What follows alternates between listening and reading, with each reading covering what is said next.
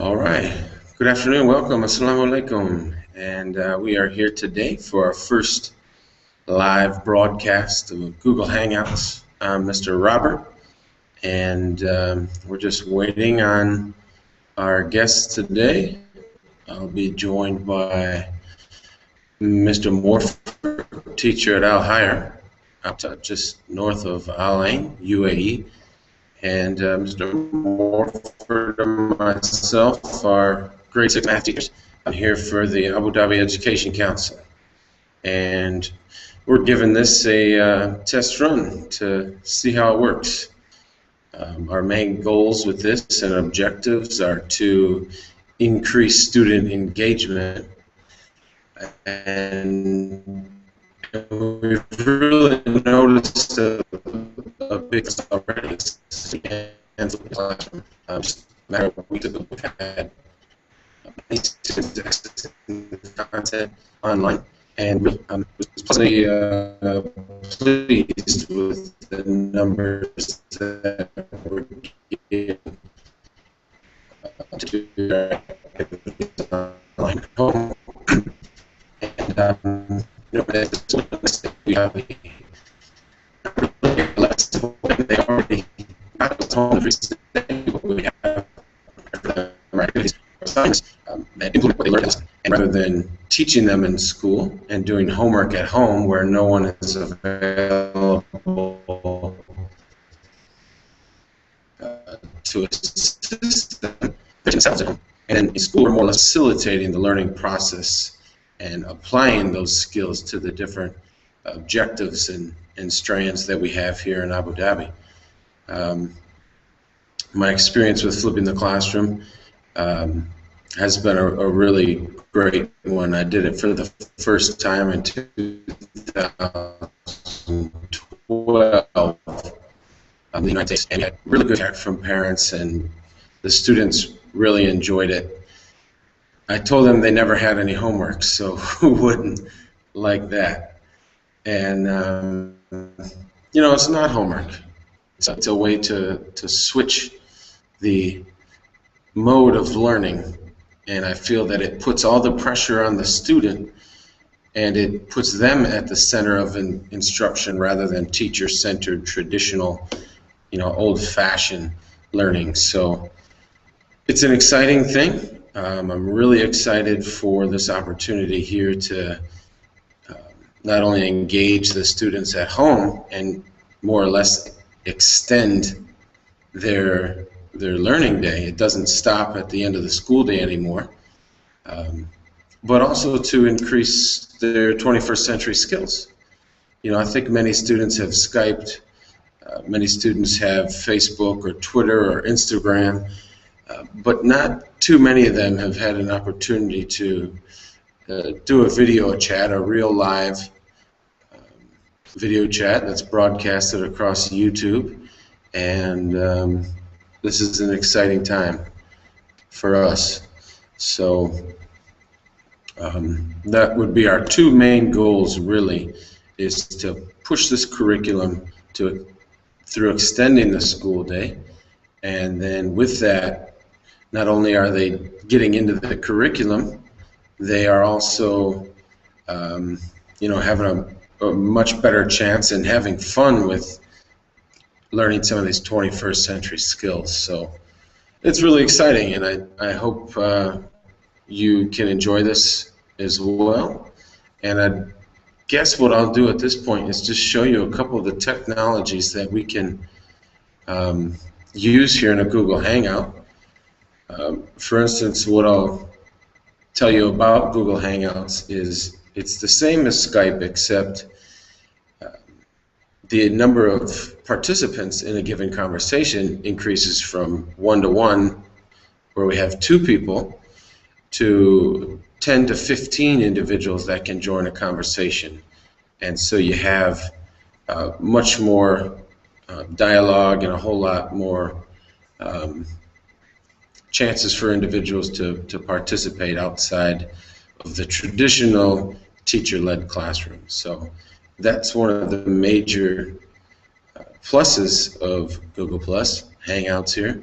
And So since it is limited to 10 to 15 people in this Hangout, it's still not, it still doesn't end there, because once this room is full, and I can show you out here, we have embedded this feed into our wiki page, our online classroom that we use for our students. And I'll show you how that works. So I'm going to go ahead and do a screen share. And what a screen share is it allows you to see what I'm seeing on my screen. So at this point, you probably see a whole bunch of crazy monitors. I'll go ahead and go out to our wiki page here, and this is already on the Discuss tab, where we are going to be using these different live feeds and other ways for students to engage outside of your typical daily grind at school. So what we should be able to do here, this is actually the Google Hangout Live that we're currently broadcasting. I should be able to hit play, and you should see what you're seeing, if that makes any sense. I'm not sure how it'll work on my screen since I'm the one broadcasting it, but there you go. Page here, and this is already on the Discuss tab. Okay, so as you can see, there it is. This is the live feed. For me, this is really, really cool.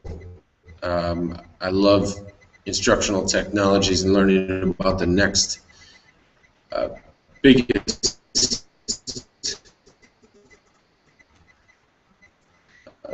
thing out there. The main thing for me is that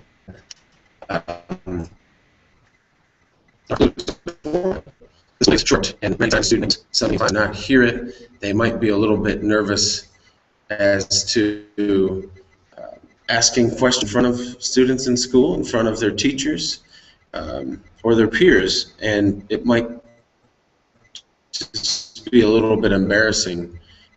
You know, this is a great opportunity to get those students engaged, and I can think of a couple right now that I have right now that you know they have questions, but they're just a little bit anxious to ask them in front of other people, and that's how I was. So I really understand that student mindset, and so hopefully this can also address some of those issues.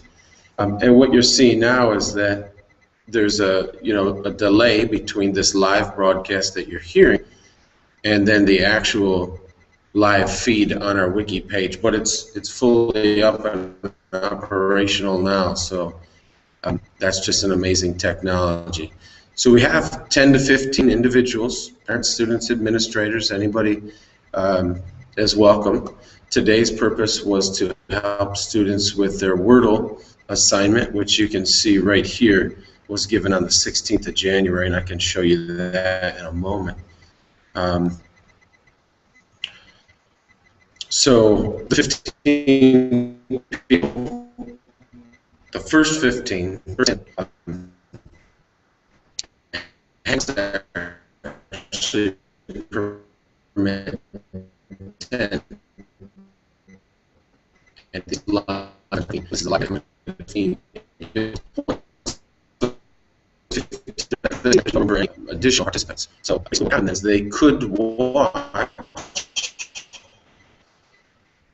the live feed. This is the one that I was developing to put our class. So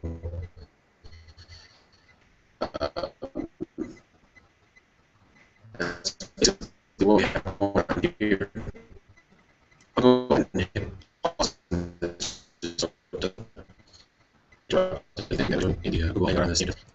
and tell you for a second about some of the other capabilities that we have. And so as we bring it back to the screen share, I can take a look here and just see what's going on. Okay. Okay.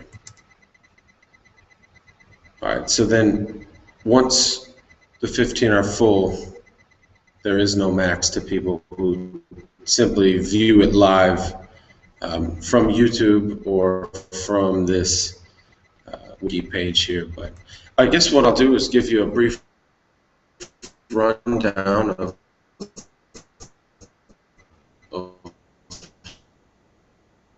how we do our classroom and just understanding what to do. Now it's just a matter of where to go to do it. So each day at home they will access our flipped classroom page right here, and they have a quick link to our YouTube channel, and then also they have access to the Remind 101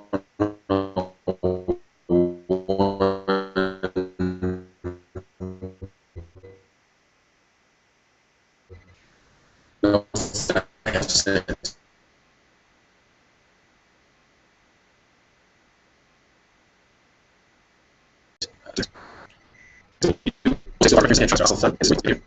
Here's the topics that we'll be covering in the semester. We're still in for standard 6 and 2, covering fractions, decimals, and percentages.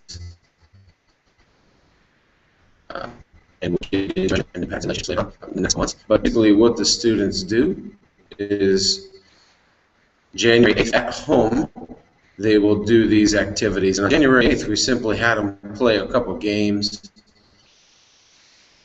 illustrated the concepts they were teaching, and then they took a short 10-question quiz so we could see how well they had done on the concepts, how much they had learned over the course of that week as we taught those standards. 2 days a week, we create PowerPoints and upload PowerPoint, so the student simply gets PowerPoint right here.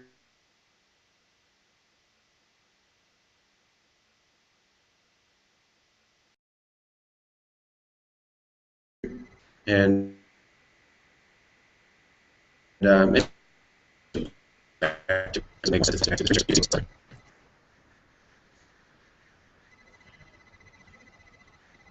okay, so I'm going to go ahead and go back to the wiki page. And so what a student will do at home is they will click the PowerPoint, open the PowerPoint. And basically what the PowerPoint is notes. And so we have the student copy down key terms, copy down some of the steps that they need to do to complete their assignment for that day. So, for instance, on the 14th of January, I believe we were learning at that day just about adding and subtracting decimals. So there was a few examples after the key terms that students could just follow along with. And so this is the PowerPoint right here that we used. And as it loads up, I think the computer is slow with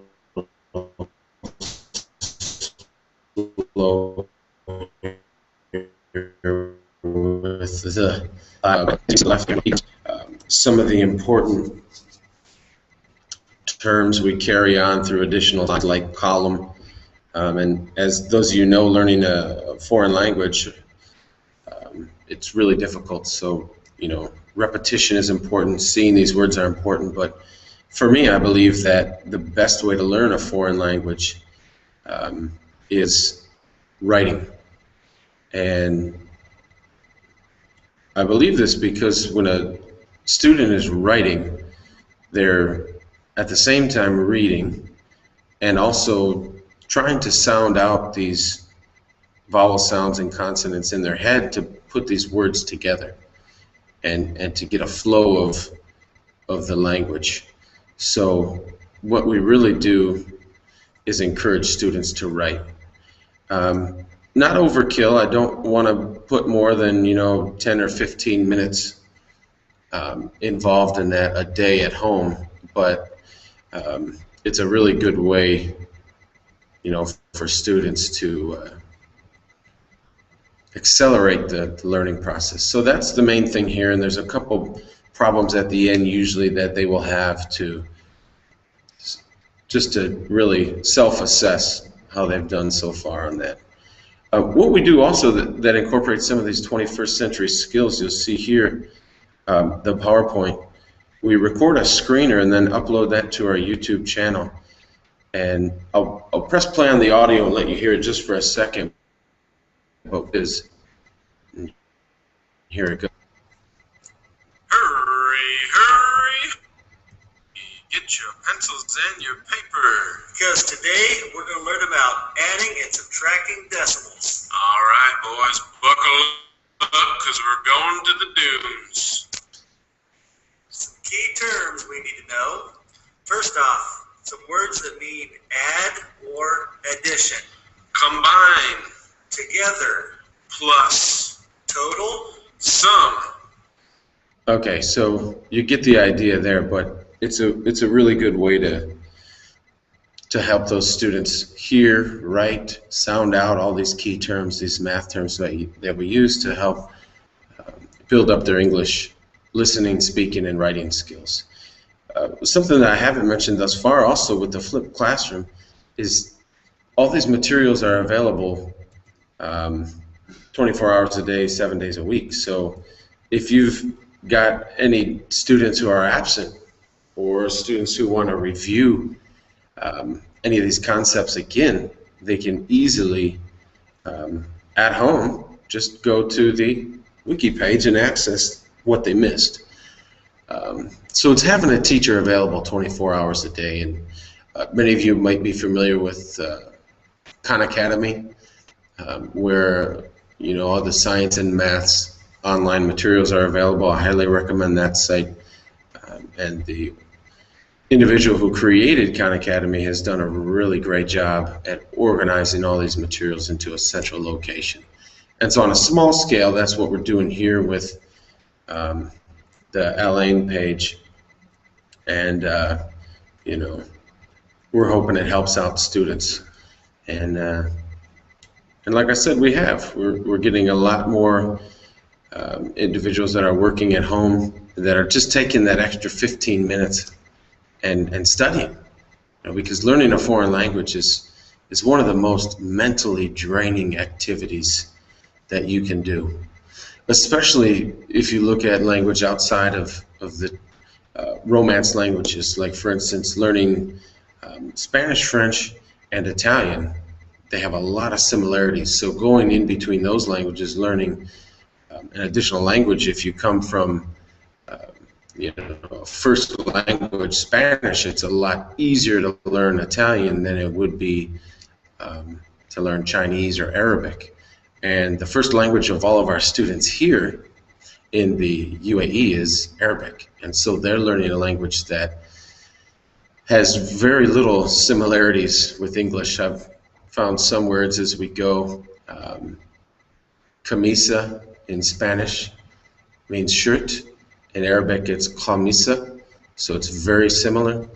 And there's a handful of other words that are out there, but other than that, there's very little to go off of. As a native English speaker, now trying to learn Arabic as a third language, it's extremely difficult.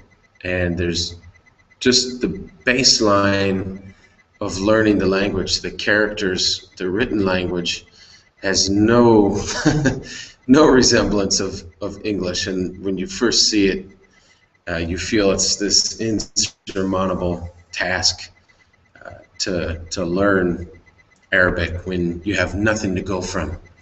Learning Spanish, my second language, was not that difficult. Many words are the same: computer, computadora, and it goes on and on from there.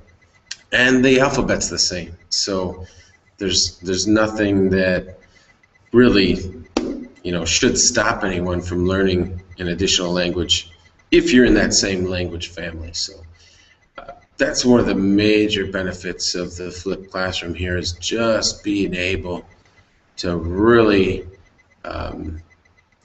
increase the amount of time that students are seeing the language, seeing the words, reading the words, writing the words. And really that's our major concern here in the UAE. It's not student behavior, as many people might have you believe, but it's the language. It's a major block in the classroom, and if you've ever sat in a meeting that was conducted in another language that you don't understand, you understand what it's like to give up quickly, because as I said, it's the most mentally challenging and draining activity that you can do, is learn another foreign language. And so what we see happening is students, easily can throw up a block, and this doesn't go just here in the UAE, but that's anywhere, and it's children and adults. When you are in a room where you don't understand anything, it's extremely difficult to pay attention the whole time. You quickly fade into daydreaming or anything. Your attention span in a foreign language situation is very short. So we're hoping that this has a profound effect for our students.